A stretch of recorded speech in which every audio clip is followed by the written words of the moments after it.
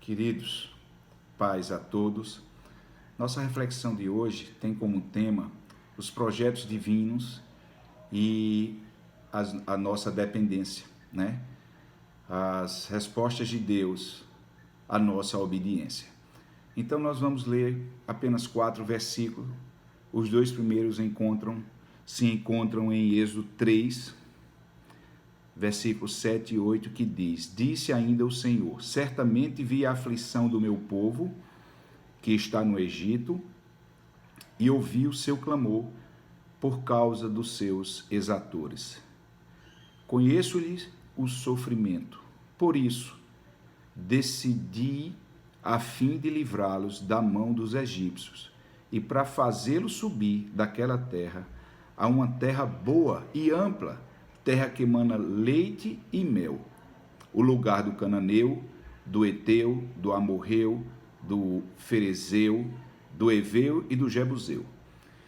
Aqui foi quando Deus conversou com Moisés na sarça ardente e o convocou para que tirasse o povo do Egito.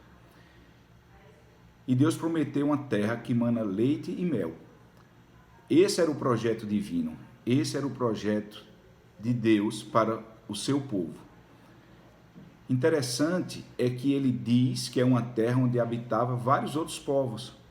Apesar de ser um projeto de Deus e Deus está dizendo que ia dar para eles a terra, eles tinham que fazer a parte deles. E é sempre assim com Deus, a maioria das vezes, a maioria esmagadora das vezes, é uma parceria. Deus e a gente, não é? Então Deus disse: eu vou dar uma terra, mas vocês precisam ir lá e lutar. Vocês precisam ir lá, numa atitude de fé, e vencer aqueles povos. E aí nós vamos para o segundo texto, que encontra-se lá em Números 13, versículo 27, 28, e eu vou ler também o 33, que é o último versículo. Moisés tinha mandado os espias para ver a terra, e eles voltaram, relataram a Moisés e disseram: fomos à terra a que nos enviaste, e verdadeiramente mana leite e mel, conforme Deus havia prometido, não é? Havia dito. Este é o fruto dela. O povo, porém, que habita nessa terra é poderoso, e as cidades muito grandes e fortificadas. Também vimos ali os filhos de Anak. Aí o versículo 33 diz: também vimos ali gigantes, e éramos aos nossos próprios olhos como gafanhotos, e assim também o éramos aos seus olhos.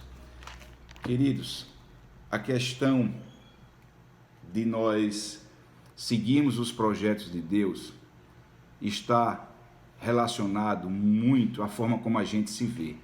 Observe que esse povo que subiu, dos espias que foram, a maioria deles, a maioria esmagadora deles, viram que eles eram gigantes, que eram homens fortes, que eram homens poderosos, que as cidades eram fortificadas, só viram as dificuldades e ainda eles disseram: nós somos como gafanhotos, nós nos enxergamos como gafanhotos.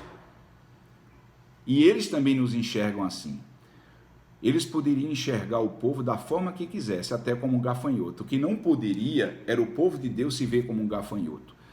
E quantas vezes Deus tem projetos para nossas vidas, trazendo para nós, e nós deixamos de receber a bênção, deixamos de ser abençoados, porque nós nos autolimitamos. E a gente se autolimita por conta das nossas deficiências, da própria visão equivocada que nós temos de nós mesmos, de uma baixa autoestima, de acreditar que não somos capazes, e por aí vai. Isso foi muito claro no chamado também de Moisés, que ele disse: eu sou gago, não posso ir. Deus mandou o irmão Arão, não é? Desses espias que foram, só 2 disseram: vamos subir, porque tem uma promessa de Deus, né? Josué e Caleb. Mas o povo não obedeceu, e por não ter obedecido, passaram 40 anos peregrinando no deserto, e aquela geração não entrou, a não ser a geração dos que creram, que foi Caleb, a família de Caleb e a família de Josué. E aí, queridos, o que é que tem nos limitado para obedecer a Deus, para ser abençoado por Ele, executando os projetos e os sonhos que Ele tem para nós. Eu não sei, mas eu sempre digo para as pessoas mais próximas que eu tenho uma dificuldade enorme de falar, de pregar na igreja, de estar fazendo esse vídeo para vocês. Eu nunca me sinto apto, a verdade é essa, e Deus sabe meu coração. Nunca acho que eu tenho uma boa palavra, sempre me sinto pequeno nesse sentido. Mas se eu for me limitar nisso, eu não estaria trazendo essa palavra hoje, nem algumas vezes teria levado reflexões que, por mais que não abençoe alguns, mas acaba abençoando outros. E eu estaria perdendo o privilégio de obedecer a Deus, o privilégio de abençoar pessoas e o privilégio de vencer uma dificuldade minha pela palavra dele, de crer somente, pela palavra dele de agir pela fé, pela palavra dele de que quem obedece recebe os bons frutos. Então nós precisamos, queridos, aprender a obedecer, a colocar nossos medos diante dele, a colocar nossas angústias, nossas dificuldades, nossos sentimentos de inferioridade e tudo mais. Mas a nossa postura tem que ser diante da palavra dele e adiante, e avante.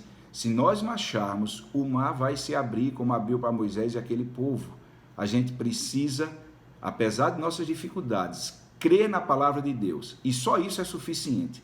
E por crermos na palavra dele, e por crermos que o que ele tem para nós são sempre as melhores coisas, porque os sonhos de Deus e os pensamentos de Deus para conosco não são pensamentos de morte, mas pensamentos de vida, nós devemos ir adiante.